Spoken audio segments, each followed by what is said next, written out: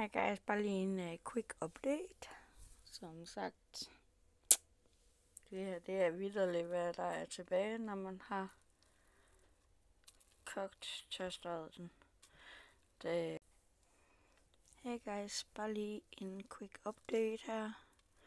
Se hvor meget der er skrumpet ind mig.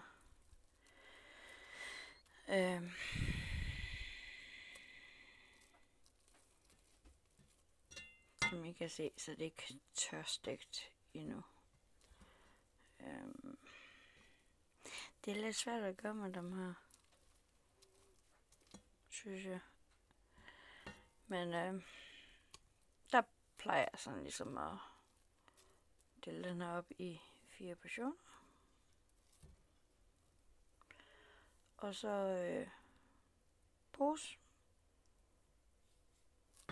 Skriver hvad det er. Hvornår det er lavet. Og så plejer jeg egentlig bare at putte sådan en hvad fuck det er så eller hvad sådan det så er jeg laver. Er ret.